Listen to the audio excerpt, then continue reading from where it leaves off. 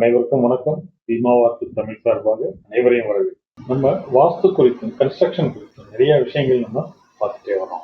அதுல இன்னைக்கு ஒரு ஸ்பெஷலான ஒரு தலைப்பு நிறைய பேருக்கு ரொம்ப இன்ட்ரெஸ்டிங்கா இருக்கும். நிறைய பேர் இதை எதிர்பார்த்துக்கிட்டே இருந்திருப்பாங்க. அப்படி என்ன தலைப்பு அப்படின்னு பார்த்தீங்கன்னா, வாஸ்துவும் ஆன்மீகம். கேட்கறதுக்கே ரொம்ப நல்லா இருக்குல்ல. ரெண்டு விஷயமுமே நமக்கு பேக் போன் மாதிரி. இதை ஏன் இந்த மாதிரி பேக் போன்னு சொல்றோம்னு பார்த்தீங்கன்னா, இது ரெண்டுமே நம்மளோட கல்ச்சரோட கலந்து வர்ற விஷயங்கள். ஓகே, நான் engineer Pradeep Jayakumar, qualified Vastu Shastra consultant and professional civil engineer. Okay, வாஸ்துவோட ஆன்மீகம் எப்படி கலந்துருக்கும் அப்படின்னு சொல்லி பார்த்தீங்கன்னா, வாஸ்து தோன்றின காலத்துல ஆன்மீகம் அதோட வேதங்கள்ல தான் வாஸ்து குறித்து இன்ஃபர்மேஷன் விஷயங்கள் எல்லாம் வாஸ்து சாஸ்திரமே அதோட மென்ஷன் பண்ணி தான் வந்து. ஃபார் எக்ஸாம்பிள், இன்னைக்கு பார்த்தீங்கன்னா டே டு டே லைஃப்ல நிறைய பேர் என்ன பண்றோம் அப்படின்னு பார்த்தீங்கன்னா, காலையில எந்திரிச்ச உடனே அவங்க நிறைய வாக்கிங் போறது, ஜாக்கிங் போறது, இல்லை சைக்கிளிங் போறது, இல்லை ஸ்விம்மிங், இப்படி என்னென்ன விஷயங்கள் இருக்கோ அது எல்லாமே பண்றாங்க. ஓகே, இதே பழைய காலத்துல பாத்தீங்கன்னா, அதாவது பழைய காலம்ன்றது ஒரு 40 வருஷத்துக்கு முன்னாடி கூட வச்சுக்கோங்களேன். 40 வருஷத்துக்கு முன்னாடி பாத்தீங்கன்னா வாக்கிங் போற ஆட்கள் ரொம்ப கம்மி. ஜாக்கிங் போறதோ வைக்கிறதோ இந்த மாதிரி தான் ரொம்ப, அதாவது அந்த அத்லட் இல்ல அந்த ஸ்போர்ட்ஸ் ரிலேட்டட் ஆட்கள் மட்டும் அந்த விஷயங்களை செஞ்சுக்கிட்டு இருந்தாங்க. ஆனா இன்னைக்கு ஏன் இது எல்லாமே நம்ம செஞ்சுக்கிட்டு இருக்கோம் அப்படின்னு சொல்லி யாராவது யோசிச்சிருக்கீங்களா? யோசிச்சிருந்தா சொல்லுங்க, நீங்க என்ன, எதனால நம்ம இன்னைக்கு இதெல்லாம் செஞ்சுக்கிட்டு இருக்கோம் அப்படின்னு. இதுக்கெல்லாம் என்ன முக்கியமான காரணம்னு பாத்தீங்கன்னா, அன்னைக்கு நமக்கு ஆன்மீக ஈடுபாடு அதிகமா இருந்தது. தினமும் கோயிலுக்கு போறத வழக்கமா வச்சிருக்கோம். கோயிலுக்கு போன உடனே என்ன பண்ணுவோம்? ஒரு கோயில்ல உள்ள என்ட்ரான உடனே அங்க முதல்ல பிள்ளையார் இருப்பாரு, கணபதியை கும்பிடுவோம். கும்பிட்டுட்டு நம்ம பிரார்த்தனைகள் எல்லாம் முடிச்சுட்டு அங்க தோப்புக்கரணம் போடும். தோப்புக்கரணம் போடும்போது 2 காது இப்படி, காதோட மடல்களை இப்படி பிடிச்சு இழுக்கும் போது உங்களுக்கு அது ஒரு யோகா. நீங்க தோப்புக்கரணம் போடுறது ஒரு யோகா. அடுத்து பிள்ளையார சுத்துவீங்க.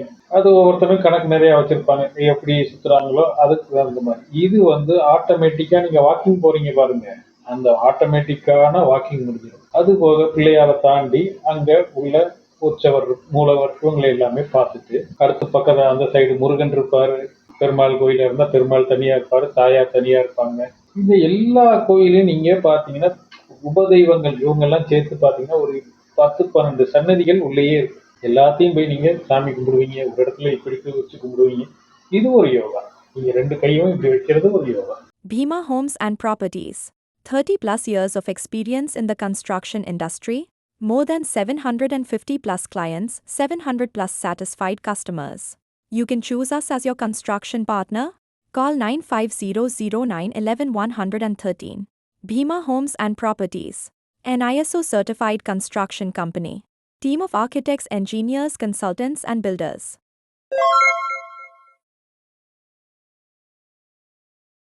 திவாராதனை காட்டும் போது கையை அப்படி மேல தூக்கி கும்பிடுவாங்க, அது ஒரு யோகா. இது எல்லாமே பாத்தீங்கன்னா ஸ்பிரிச்சுவல்லி கனெக்டட், இன்டர் கனெக்டட். அப்படின்னு நம்ம கோயில போய் நீங்க சாமியை கும்பிட்டு சன்னதியை சுத்தும் போது உங்களுக்கு எக்ஸசைஸ் தேவைப்படல. ஏன்னா நீங்க காலையிலேயே அங்க முடிச்சிடுறீங்க. நீங்க இப்படி ஒரு ஸ்மார்ட் வாட்ச் கட்டிருந்தீங்க, நீங்க ஒரு கோயில்ல நீங்க எல்லா சன்னதியும் முடிச்சுட்டு இதுல ஸ்டெப்ஸ் பாத்தீங்கன்னா அது காமிக்கும் கிட்டத்தட்ட 5000 ஸ்டெப்ஸை தாண்டி. இது எப்படி இன்னைக்கு டாக்டர் சொல்றாரு 10,000 ஸ்டெப்ஸ் நடங்க, 5000 ஸ்டெப்ஸ் நடக்குங்கன்னு அதை நம்ம பார்த்துக்கிட்டே நடக்கிற மாதிரி இது அன்னைக்கு நம்ம வாழ்க்கையோட ஒன்றி இருந்தது. ஓகே, இதனால நமக்கு இந்த எக்ஸசைஸ் இந்த மாதிரியான விஷயங்கள் அவ்வளோ தேவைப்படல அப்படின்னு. செகண்ட், வீடுகள்ல பாத்தீங்கன்னா அன்னைக்கு மாவு இப்படி ஆட்டினாங்க, கிரைண்டர் கிடையாது, அம்மி இப்படி அரைச்சாங்க, அது ஒரு எக்ஸசைஸ். அங்க எல்லாமே இந்த விழாய எலும்புல இப்படி ரொட்டேட் ஆகிறதுக்கு நல்ல வாய்ப்புகள் இருந்தது. வேற என்ன, இந்த இடிக்கிறது, பழக்களை இப்படி வச்சு போய் இடிப்பாங்க, அது எல்லாமே எக்ஸசைஸ். 2 வீலர், பெரும்பாலான வீட்டுகள்ல 2 வீலர் இருக்காது. இருந்தாலும் இந்த 2 வீலரை யாரும் எடுக்க மாட்டாங்க. பக்கத்துல உள்ள கடைக்கு போகணும்னா நடந்துதான் போவாங்க. அவங்கவுங்க வேலையை அவங்களே செஞ்சாங்க. அவங்கவுங்க ட்ரெஸ்ஸை அவங்களே வாஷ் பண்ணாங்க, அவங்களே அயன் பண்ணாங்க. இன்னும் என்னென்ன வேலைகள் எல்லாமே செஞ்சாங்க. பெண்கள் வீட்டுல நிறைய வேலைகள் பார்த்து இது பண்ண, பாத்திரம் கழுவுறது, வைக்கிறது, இந்த மாதிரி நிறைய துணி வைக்கிறது, எல்லாமே நமக்கான பிசிக்கல் ஆக்டிவிட்டி தான். எப்படி ஜிம்ல போய் நம்ம போறோமோ அது மாதிரி தான் இதுவும் ஒரு பிசிக்கல் ஆக்டிவிட்டி. இதை பூராமே நம்ம மறந்துட்டனால, இது பூராமே நமக்கு மெஷின் வந்துருச்சு, சர்வெண்ட் வந்துட்டாங்க, இதெல்லாம் நம்ம மறந்துட்டு ஜிம்ல போய் நம்ம ஒர்க் அவுட் பண்றோம்னு சொல்லி மாசத்துக்கு அங்க ஒரு 3000 ரூபாயோ 4000 ரூபாயோ 5000 ரூபாயோ ஏதாவது ஒண்ணு கட்டிட்டு அதையும் டெய்லி போறோமா இல்லையான்னு தெரியாது. நம்மளால முடிஞ்ச அன்னைக்கு போய் வச்சு இதெல்லாம் செய்யணும். இதுதான் வந்து நம்மளோட லைஃப் ஸ்டைல்ல இருந்து நம்ம நிறைய மாறி வந்தோம். ரொம்ப தூரம் வந்துட்டோம். நம்மளோட ஆக்சுவல் முறை வேற, நம்ம இன்னைக்கு இருக்கிற முறை வேற. ரொம்ப தூரம் வந்துட்டு எப்படி வாழணும்னே தெரியாம எதையோ ஒன்று நம்ம செஞ்சுக்கிட்டே இருக்கோம். ஓகே, அதனாலதான் வாஸ்து சனாதனம். கோயில் பார்த்தீங்கன்னா வாஸ்துவை ஃபாலோ பண்ணியிருக்காங்க கோயில் கன்ஸ்ட்ரக்ஷன்ல. அதே நேரத்துல அங்க ஆகம விதிகள்னு இருக்கு.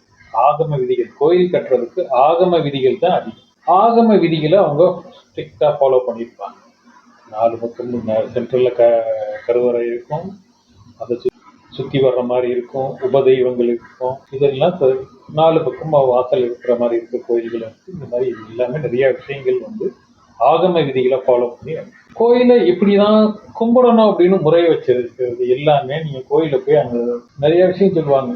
என்னப்பா ஏதாவது ஒண்ணா குழந்தை பிறக்கலையா வைக்கலையா அந்த மாதிரி குழந்தை இல்லைன்னா போய் நல்லா சாமி கும்பிட்டு 21 தடவை சுத்து அப்படி அப்படின்னா 21 தடவை சுத்தம் போது கோயில்ல பாசிட்டிவ் எனர்ஜி இருக்கும், ஃபுல்லா நிறைஞ்சிருக்கும். அந்த பாசிட்டிவ் எனர்ஜி நீங்க வாக் பண்ணிட்டே சுத்தம் போது அந்த பாசிட்டிவ் எனர்ஜி அப்படியே அப்சர்வ் ஆகும். உங்களோட மைண்ட் செட் வந்து ஒரு பாசிட்டிவா மாறும். இந்த மாதிரியான விஷயங்களுக்கு தான் வந்து அன்னைக்கு வந்து கோயிலுக்கு போங்க, இத்தனை தடவை சுத்துங்க, இங்க விளக்கு வைங்க, இங்க உட்காந்து தியானம் பண்ணுங்க அப்படின்ற மாதிரி நிறைய விஷயங்கள் சொல்லி.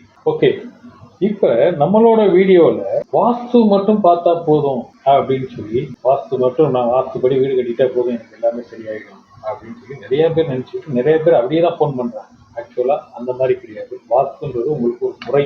அது மறுபடி நீங்க வீடு கன்ஸ்ட்ரக்ஷன் பண்றதுக்கான ஒரு முறை வாஸ்து. வீட்டோட எனர்ஜி லெவலை உங்களுக்கு அதிகப்படுத்தி கொடுக்கறது தான் வாஸ்து. நீங்க வாழும் இடத்தை பாசிட்டிவா வச்சுக்கிறதுக்கு வாஸ்து. ஓகே, ஆன்மீகம் என்ன பண்ணுது?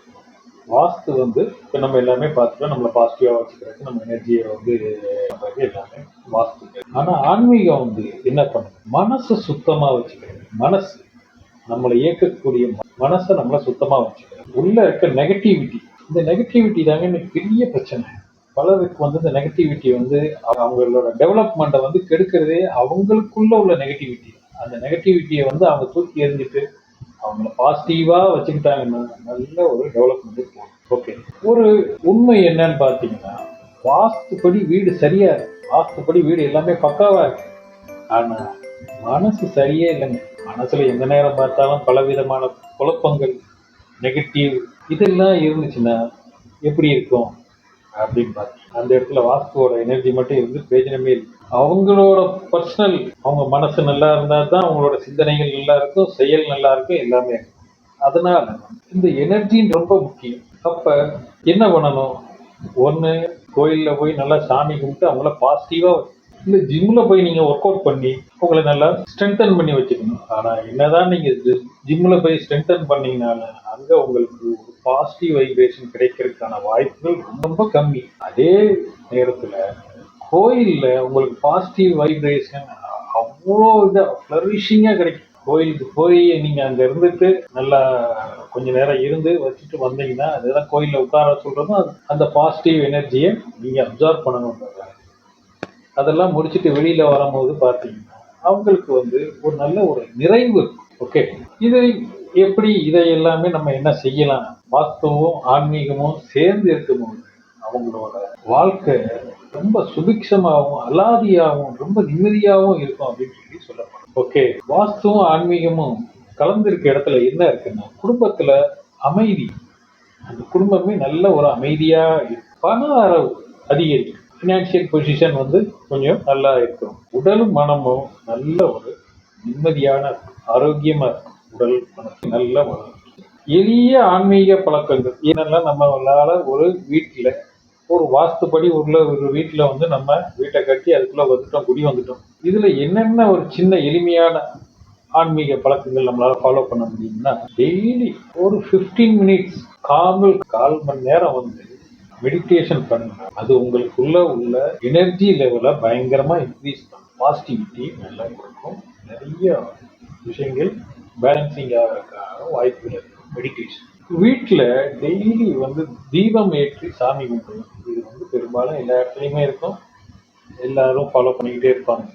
ஓகே, நல்ல வார்த்தைகள் பேசுறது. இந்த யூனிவர்ஸ் வந்து நம்மளை சுத்தி இருக்கிறது நம்ம பேசுற வார்த்தைகளை வச்சுதான் நமக்கான ரிசல்ட்டை நம்மள தீர்மானிக்குது அப்படின்னு சொல்றாங்க. அதனால நல்ல வார்த்தைகளை பேசு, யாரையும் கடிஞ்சு திட்ட வேண்டாம் அப்படின்ற மாதிரி வார்த்தைகள் சொல்றாங்க. சுத்தம் சுகாதாரம் அப்படின்வாங்க. அதாவது சுத்தம் சோறு போடும்னு நமக்கு பழைய பழமொழிலாம் இருக்கு. அப்ப அந்த சுத்தத்தை நீங்க ரொம்ப கடைபிடிக்கணும். வீட்டை நல்லா சுத்தமா வச்சுக்கணும்.